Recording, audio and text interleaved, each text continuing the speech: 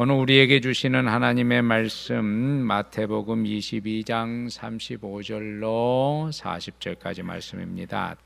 그 중에 한 율법사가 예수를 시험하여 묻되 선생님, 율법 중에 어느 계명이 크니까? 예수께서 이르시되 내 마음을 다하고 목숨을 다하고 뜻을 다하여 주 너의 하나님을 사랑하라 하셨으니 이것이 크고 첫째 되는 계명이요 둘째도 그와 같으니 내 이웃을 내 몸과 같이 사랑하라 하셨으니 이 두 계명이 온 율법과 선지자의 강령이니라. 아멘. 하나님과의 관계, 이웃과의 관계, 어느 것이 더 중요할까? 하나님과의 관계, 이웃과의 관계, 어느 게 더 중요합니까, 여러분? 참 대답하기 전라도 말로 참 거시기해요. 이 물음은 애들한테 야, 엄마가 좋냐 아빠가 좋냐 이거하고 똑같아요. 여러분 대답해 보세요. 엄마가 좋아요 아빠가 좋아요? 둘 다 좋아요. 마찬가지. 하나님 사랑, 이웃 사랑 어느 것이 더 중요해요? 둘 다 중요해요. 하나님과의 관계, 이웃과의 관계 어느 것이 더 중요하냐? 둘 다 중요합니다. 근데 우리는 하나님의 말씀에 대해서 잘못된 오해를 가지고 있는 경우가 있어요. 여러분 예전에 혹부리 영감 이야기 알 겁니다. 어느 마을에 착한 혹부리 영감이 살고 있었는데 산에 나무를 하러 갔다가 밤이 돼버렸어요. 그 산에서 못 내려왔는데 오두막이 하나 있어가지고 그곳에서 밤 이슬과 자기 안전을 위해서 그곳에서 오늘 하룻밤 쉬어가야 되겠다 그 생각을 하고 그 오두막에서 쉬는데 밤이 되니까 너무 무서운 거예요. 그래서 이 혹부리 영감이 노래를 해요. 노래를 하는데 도깨비들이 자기들도 좀 쉬려고 그 집에 들어오는데 너무너무 아름다운 노래소리가 나오는 거예요. 그래서 도깨비들이 와가지고 야, 이 노래가 어디에서 나오냐 물어보니까 혹부리 영감이 뭐라고 대답하죠? 여기 있는 혹에서 나오는 거라고. 그러면 네 혹을 나한테 주라. 그러면 내가 도깨비 방망이 하나 줄게. 이 도깨비 방망이는 땅에다가 두드리면서 금 나와라 뚝딱, 은 나와라 뚝딱 그러면 자기가 원하는 거 다 나온다. 그래서 이 혹부리 영감이 혹을 떼고 도깨비 방망이를 얻어가지고 와서 큰 부자가 됐어요. 이웃에 사는 마음씨 나쁜 혹부리 영감이 이 소문을 들었어요. 산에 가서 길 잃어버린 척하고 오막살이 가가지고 노래를 부르면 누가 나타난다? 도깨비가 나타난다. 그래서 도깨비가 이 노래가 어디에서 나오냐고 물으면 혹에서 나온다고 말을 하면 내 혹을 띄어가고 뭘 준다? 도깨비 방망이를 준다. 그럼 나는 부자가 된다. 공식이 하나 생긴 거예요. 공식이. 이처럼 우리 신앙인들에게 공식이 하나 세워져요. 공식이. 신앙생활 하다가 어려움이 생기면, 문제가 생기면 기도해라. 그러면 해결된다. 그래서 말씀대로 사는 신앙인이 인생을 살다가 작은 문제 만나면 뭐예요? 기도해요. 그랬더니 어떻게 됐다고요?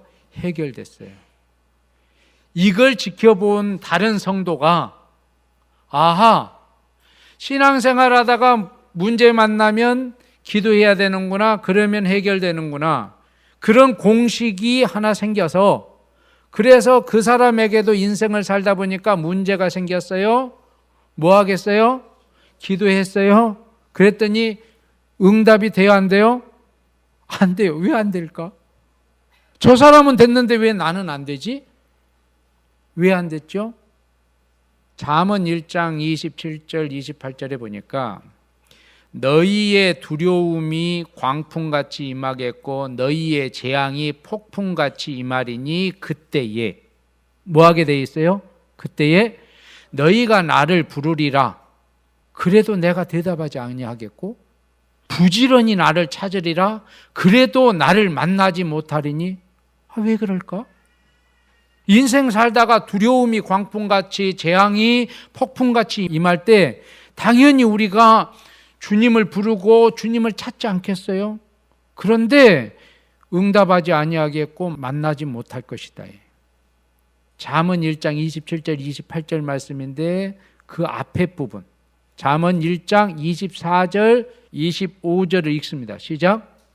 내가 부를지라도 너희가 듣기 싫어하였고 내가 손을 펼지라도 돌아보는 자가 없었고 도리어 나의 모든 교훈을 멸시하며 나의 책망을 받지 아니하였은즉. 네 형편이 좋고 네가 잘 나갈 때는 하나님이 너를 부르면 듣지 아니하고 하나님이 손을 펼치는데도 돌아보지 아니하고 도리어 하나님의 말씀과 교훈을 멸시하고 하나님이 책망해도 듣지 아니해 놓고서는 삶의 어려움이 오니까 하나님을 찾아요. 하나님도 나 몰라라 한다. 구약 성경은 이렇다고 할지라도 예수님께서는 직접 우리에게 이렇게 말씀하셨잖아요. 마태복음 7장 7절로 8절 보니까 구하라 그러면 너희에게 주실 것이요 찾으라 그러면 찾을 것이요 문을 두드리라 그러면 너희에게 열릴 것이니 구하는 이마다 얻을 것이요 찾는 이가 찾을 것이요 두드리는 이에게 열릴 것이라고 말씀하셨잖아요. 그런데 마태복음 7장 7절 8절에서 끝나지 아니하고 더 읽어보면 7장 12절 같이 읽습니다. 시작. 그러므로 무엇이든지 남에게 대접을 받고자 하는 대로 너희도 남을 대접하라. 이것이 율법이요 선지자니라. 평상시에 나하고 하나님과의 관계가 잘 맺어졌어야 된다는 거예요. 하나님 앞에 내가 대접을 받고 싶었더라면 평상시에 나도 하나님을 그렇게 대접을 했어야 됐고 평상시에 나도 다른 사람을 긍휼히 여기는 삶이 있었어야 된다. 공식만 기억하지 말고 삶이 따라야 된다는 거예요. 그래서 공식주의 신앙은 위험합니다. 사람들은 작은 문제를 만나면 기도해라 그러면 응답받는다. 그러나 나도 해결할 수 없는 더 큰 문제를 만날 때는 금식해라 그러면 해결받는. 마치 이것이 공식처럼 되어 있어서 엄청나게 큰 문제가 생기면 기도원 가서 금식하고 해결받기를 원해요. 그런데 기도원 가서 금식을 하면서 해결받은 사람도 있지만 그러지 않은 사람도 많다는 거예요. 왜 그래요? 이사야 58장 4절 6절 보니까 보라 너희가 금식하면서 다투며 싸우며 악한 주먹으로 치는도다. 내게 너무나도 큰 문제가 있어서 하나님 앞에 나와서 금식하면서 기도하면서도 여전히 싸우고 다투고 주먹으로 다른 사람을 또 압제하고 있다. 그러면서 내 문제는 해결되기를 바라는 거예요. 너희의 오늘 금식하는 것은 너희 목소리로 상달게 하려 하는 것이 아니다. 이것은 금식이 아니다 이런 거예요. 이건 금식이 아니다. 하나님 이렇게 해도 하나님 들으실 거다? No, 아니다. 이것이 어찌 나의 기뻐하는 금식이 되겠느냐? 그러면 하나님이 기뻐하는 금식은 어떤 거냐? 나의 기뻐하는 금식은 흉악의 결박을 풀어주며 멍에의 줄을 끌어주며 압제당하는 자를 자유케 하며 모든 멍에를 꺾는 것이 아니겠느냐. 내 얽혀져 있는 문제를 풀고 싶으면 다른 사람의 문제를 풀어줘야 내 얽혀진 문제가 풀려집니다. 할렐루야. 흉악의 결박을 풀어주고 멍에의 줄을 끌어주며 압제당하는 자를 자유케 하며 모든 멍에를 꺾어주어야만 하나님께서도 나에게 닥쳐있는 모든 흉악과 압제와 멍에를 하나님이 풀어주신다. 그래서 예수님께서 요한복음 15장 7절에서 너희가 내 안에 거하고 내 말이 너희 안에 거하면, 하나님의 마음을 품고서 우리가 가정생활, 직장생활, 교회생활, 사회생활을 할 때에 하나님의 마음, 예수님의 마음을 가지고 너희가 내 안에 거하고 내 말이 너희 안에 거하면 무엇이든지 원하는 대로 구하라 그리하면 이루어 줄 것이다 하는 겁니다. 주님의 마음을 가지고 살다가 작은 문제 만나면 뭐 하세요? 기도하세요. 그러면 응답받습니다. 주님의 마음을 품고 사는데, 주님의 마음을 품고 사는 사람에게 문제가 없는 것이 아니라 주님의 마음을 가지고 살아도 문제 만날 수 있어요. 그러나 주님의 마음 가지고 살다가 작은 문제 만나면 기도하세요. 응답받습니다. 주님의 마음을 가지고 살다가 더 큰 문제 만나면 금식하세요. 해결받습니다. 그럼 주님의 마음이 뭡니까? 마태복음 22장 37절로 40절에서 예수께서 가라사대 내 마음을 다하고 목숨을 다하고 뜻을 다하여 주 너희 하나님을 사랑하라. 따라해봅시다. 하나님을 사랑하라. 이때 사랑하는 것은 헬라어 성경에 보니까 아가페라고 하는 표현을 썼어요. 아가페 사랑으로 하나님을 사랑해라. 아니, 아가페 사랑이 뭐예요? 이 본문 안에서 설명하자면 아가페 사랑이라고 하는 것은 마음을 다하고 목숨을 다하고 뜻을 다하여 사랑하는 그 사랑이 아가페 사랑입니다. 형식적인 사랑이 아니고 마음을 다하고 목숨을 다하고 뜻을 다해서 하나님을 사랑하는 거예요. 오늘 이 자리에서 예배를 드리면서 그냥 앉아서 드려지는 예배가 아니고 마음을 다 쏟아서 예배를 드려보는 거예요. 목숨을 바쳐서 예배를 드려보는 거예요. 뜻을 다 모아서 예배를 드리는 거예요. 이것이 이 예배 시간에 하나님을 아가페 사랑으로 사랑하는 일이 돼요. 둘째는 그와 같으니, 둘째는 그와 같다 하는 말은 뭐냐면 외모나 성격에 있어서 똑같다는 거예요. 이웃을, 내 이웃을 내 몸같이 사랑해라. 이 말은 하나님을 마음을 다하고 목숨을 다하고 뜻을 다하여 사랑하는 것 같이 내 이웃을 마음을 다하고 목숨을 다하고 뜻을 다해서 사랑해라. 어떤 아내가 남편을 사랑하는데 어떻게 사랑해야 돼요? 마음을 다하고 목숨을 다하고 뜻을 다해서 남편을 사랑해라. 남편이 아내를 사랑할 때 마음을 다하고 목숨을 다하고 뜻을 다해서 아내를 사랑해라. 자녀가 부모를 사랑할 때 마음을 다하고 목숨을 다하고 뜻을 다해서 부모를 사랑해라.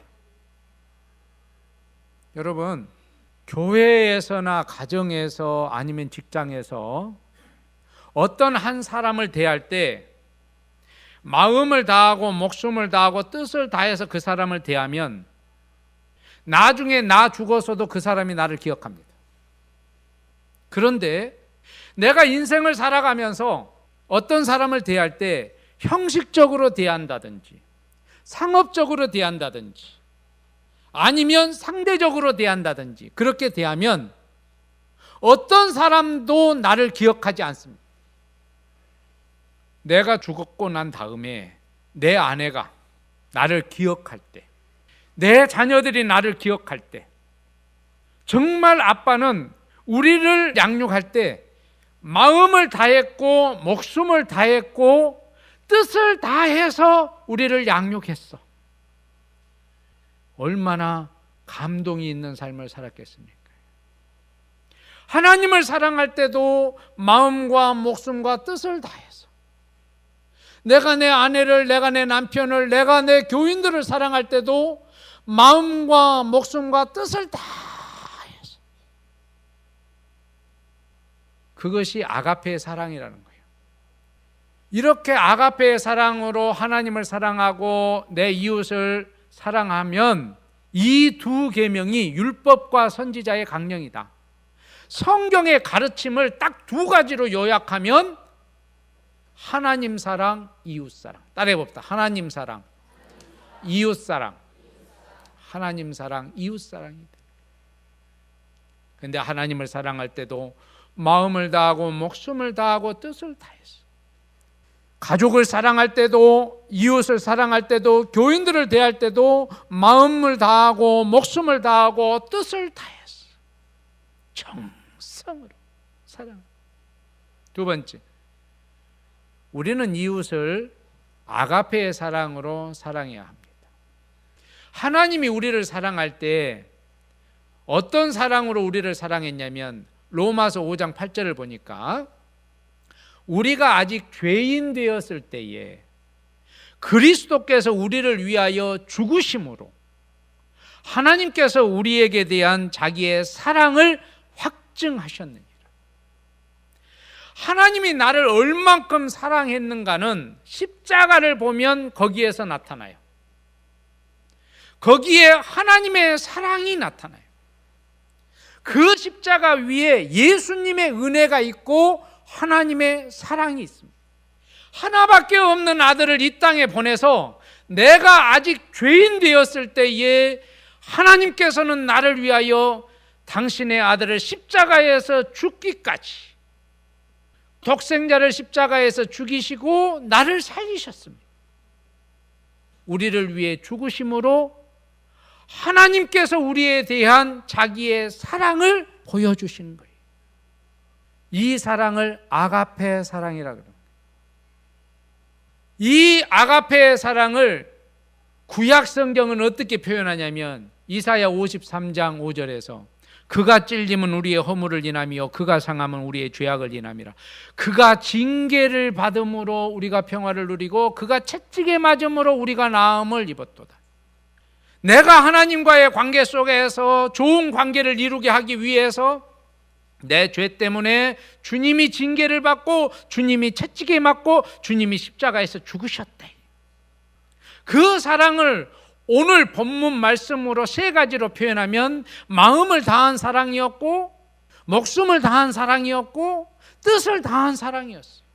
따라해보다. 하나님의 사랑은 마음을 다하고 목숨을 다하고 뜻을 다한 사랑이었습니다. 그렇기 때문에 하나님도 우리에게 어떤 사랑을 요구할 수 있냐면, 너희도 나를 사랑할 때 어떤 사랑을 하라고요? 마음을 다하고 목숨을 다하고 뜻을 다해서 너희도 나를 사랑해야 된다, 이렇게 말씀하십니다. 오늘 이 말씀을 듣는 여러분, 하나님을 사랑할 때 마음을 다해서 사랑하시고 목숨을 다 바쳐 사랑하시고 여러분 뜻을 하나님께로 모아서 사랑하시기를 주님의 이름으로 축복합니다. 그 주님께서 이웃을 내 몸같이 사랑하라 말씀하십니다. 어떤 사람이 주님 앞에 나와서 이렇게 물어봐요. 주님, 내 이웃이 누굽니까? 하나님의 말씀 내가 이해합니다. 하나님을 마음을 다하고 목숨을 다하고 뜻을 다해서 사랑하라, 내 이웃을 내 몸과 같이 사랑하라, 이건 내가 다 알겠는데 그럼 내 이웃이 누굽니까? 라고 물어봐요. 무슨 말이냐면 내가 내 이웃이 누군지 잘 몰라서 이웃을 사랑하지 못하고 있습니다. 내 이웃이 누군지 가르쳐 주세요. 그때 예수님이 선한 사마리아인의 비유를 말씀합니다. 어떤 사람이 예루살렘에서 여리고로 가다가 강도를 만났단다. 거반 죽게 되었지. 그런데 그 강도 만난 사람 곁을 제사장이 지나갔어. 그런데 제사장이 그걸 보고 자기한테도 그런 위협이 가해질 것 같아서 피하여 도망갔지. 그 다음에 레위 사람이 길을 지나가게 됐는데 그도 강도 만난 사람이 피 흘려 죽는 것을 보게 되었단다. 그런데 그 사람도 피하여 도망갔다. 피하여 지나갔다. 그런데 사마리아 사람이 또 그 길을 지나가게 되었어. 사마리아 사람이 그 강도 만난 사람을 보고 이 사람 그대로 두면 죽겠는걸? 내가 돌보지 않으면 죽겠는걸? 이 사마리아 사람도 위협을 느낄까요? 안 느낄까요? 이 자리에 오래 있다 보면 나도 물건 빼앗기고 나도 맞아서 죽을 수 있어. 그런데 지금 피 흘려 죽고 있는 이 사람을 간과할 수가 없어요. 그래서 그 사람 치료해주고 나귀에 태워서, 지금으로 말하면 병원에 데려간 거죠. 여관에 데려와서 치료해주고, 그리고 자기는 바쁜 일이 있어서 가야 되니까 여관 주인한테 돈을 주고 더 치료해달라고 그렇게 말을 하고 떠났단다. 예수님이 이렇게 물어봅니다. 이 사람이 처음에 물어볼 때는 뭐라고 물어봤냐면, 예수님, 내 이웃이 누굽니까? 이렇게 물어봤어요. 나는 내 이웃이 누군지 몰라서 사랑 못해요. 그러니까 내 이웃이 누군지 가르쳐 주세요. 그럼 내가 사랑할게요. 이런 의도예요. 예수님이 이 비유를 다 끝내고 이렇게 물어봐요. 누가 강도 만난 자의 이웃이 되겠느냐? 여러분 별로 마음에 와 닿질 않죠? 왜? 이것은 예수님의 비유고 나하고는 상관이 없는 것처럼 들리니까. 많은 그리스도인들이 내 이웃이 누군지를 모르니까 사랑 못해요. 여기에 자리한 모든 성도들도 이렇게 물어볼 거예요. 주님, 내 이웃이 누굽니까? 나는 그분 잘 모르는데요. 사마리아 사람은 강도 만난 사람, 알고 지냈던 사람입니까? 우리 교인 중에 부모님 상을 당한다든지 남편 상을 당한다든지 그래서 조문을 가요. 그때마다 이 말씀을 여러분 가슴에 새겨놔요. 지금 가장 슬픔을 당하고 있는 그 사람의 이웃이 누가 되겠느냐? 네가 그 이웃 되어줄 수 있겠니? 라고 예수님이 물어보는 거예요. 지금 고통을 당하는 그 사람의 이웃이 되어줄 수 있겠니? 우리 이리 동성교회 성도들이 다 그 이웃이 되기를 주님의 이름으로 축복합니다. 하나님은 우리를 사랑할 때 아가페 사랑으로 사랑했습니다. 마음을 다하고 목숨을 다하고 뜻을 다해서 하나님이 우리를 사랑했습니다. 그렇기 때문에 우리도 하나님을 사랑할 때 아가페 사랑으로 마음을 다하고 목숨을 다하고 뜻을 다해서 하나님을 사랑해야 됩니다. 하나님을 예배하는 이 자리가 마음을 다하고 목숨을 다하고 뜻을 다하는 그 자리가 되어야 됩니다. 예수님께서는 우리가 이웃을 사랑할 때에 아가페 사랑으로 사랑하기를 원합니다. 요한복음 13장 34절 35절에서 내가 너희에게 새 계명을 주노니 내가 너희를 사랑한 것 같이 너희도 서로 사랑해라. 남편이 아내를 사랑할 때, 아내가 남편을 사랑할 때, 부모가 자녀를 사랑하고 자녀가 부모를 사랑할 때, 교인과 교인이 서로를 사랑할 때 어떤 사랑으로 사랑해야 된다고요? 마음을 다하고 목숨을 다하고 뜻을 다하는 아가페 사랑으로 사랑하라는 거예요. 이것이 교회입니다. 이것이 성도의 삶입니다.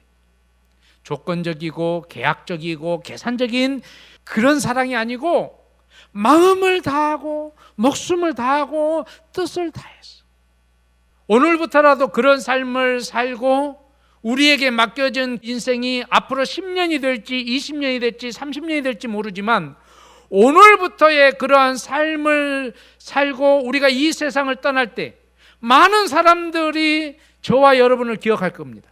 이 사람은 한 사람을 대할 때 어떤 사람을 대할 때 건성으로 대하지 아니했고 마음을 다했고 목숨을 다했고 뜻을 다해서 이 사람은 가족을 대하고 교인을 대하고 직장에서 동료들을 그렇게 대했던 사람.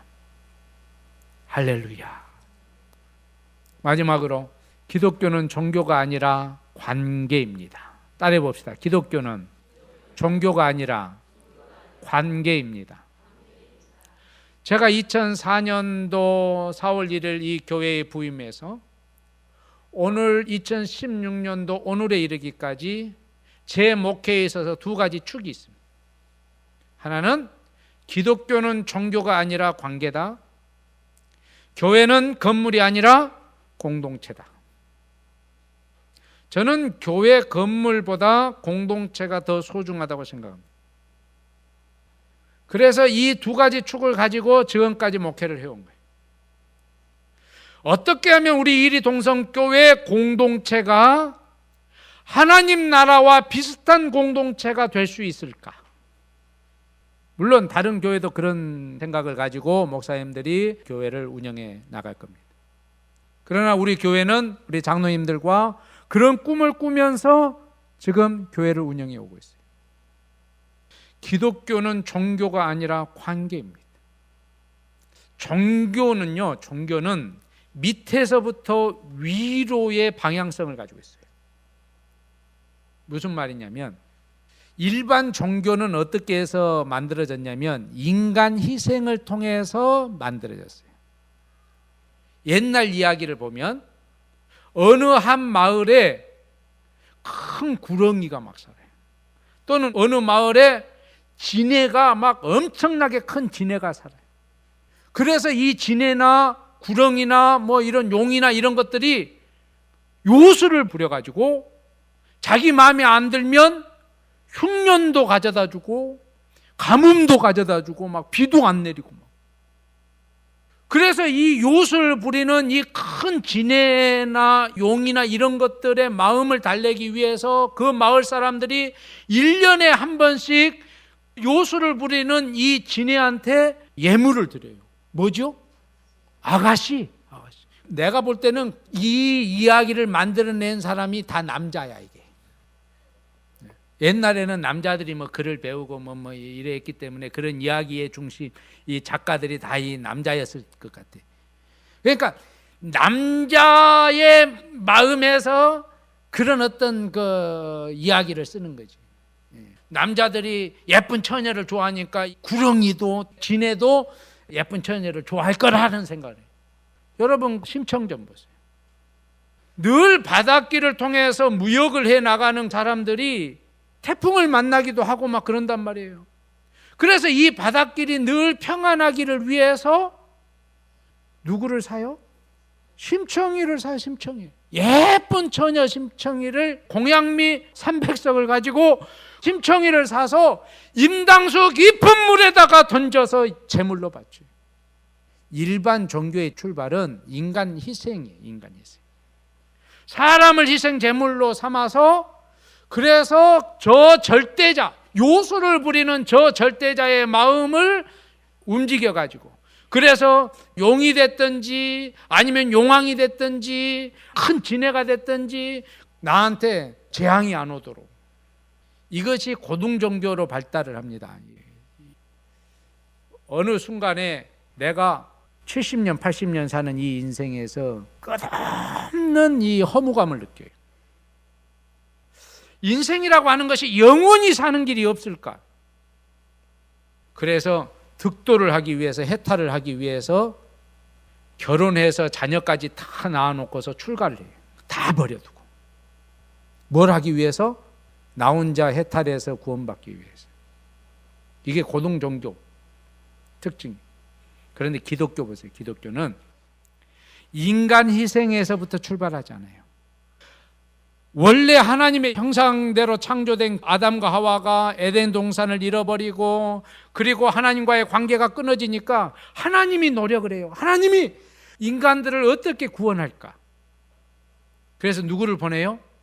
하나밖에 없는 자기의 아들을 이 땅에 보내서 그래서 인간의 죄 때문에 하나님이 희생을 해요. 그래서 기독교는 위로부터의 종교. 따라해봅시다. 위로부터의 종교. 일반 종교는 아래로부터의 종교. 인간의 희생을 통한 구원, 인간의 희생을 통한 혜택.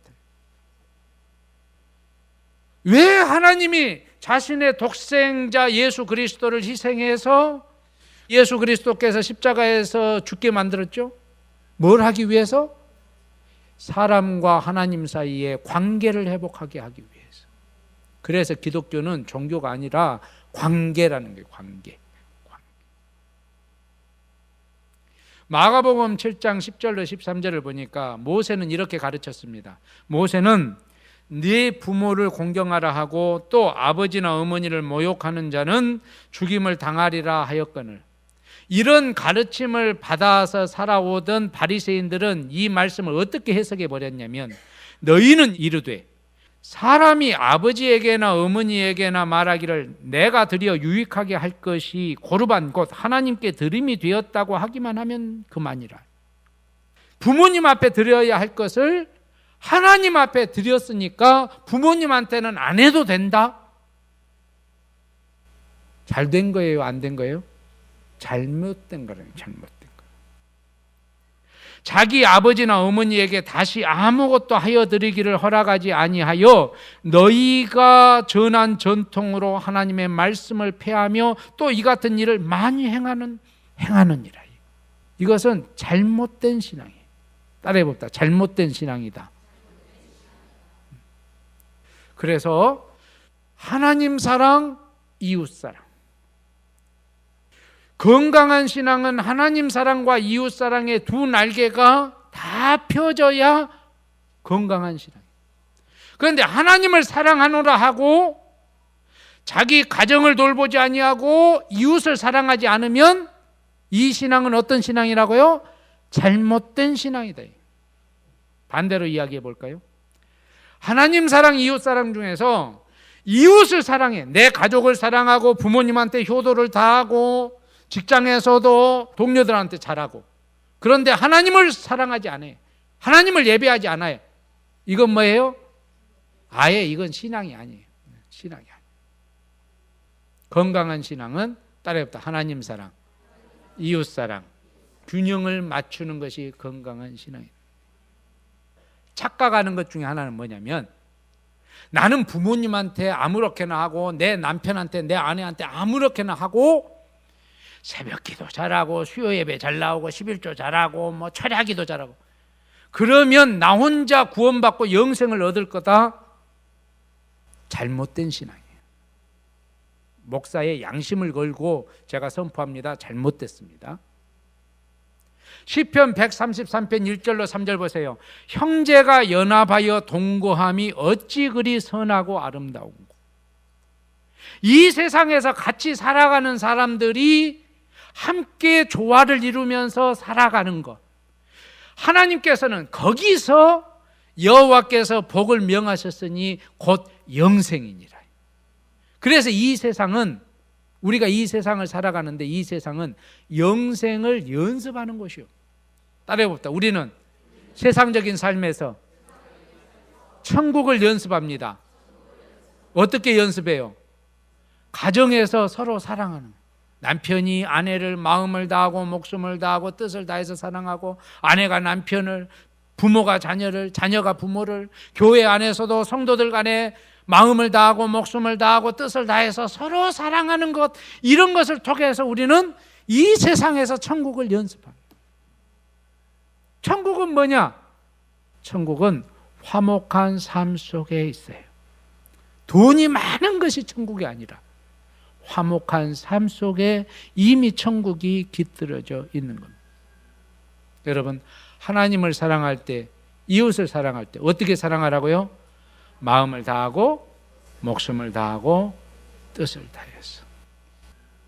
이제는 우리 주 예수 그리스도의 은혜와 하나님 아버지의 그 크신 사랑과 성령의 감동, 감화, 교통하심의 역사가 마음을 다하고 목숨을 다하고 뜻을 다해서 하나님 사랑하고 우리의 가족과 이웃을 또 그와 같이 사랑하기를 원하는 우리 모든 성도들과 이들의 가정과 산업과 직장과 자녀들과 해외에 나가 있는 우리의 가족들과 군에 있는 우리의 아들들과 평상에서 주님의 은혜를 더욱 간절히 애타게 기대하는 우리 환우들 머리 위에 지금부터 영원토록 함께 하시옵기를 간절히 축원하옵나이다. 아멘.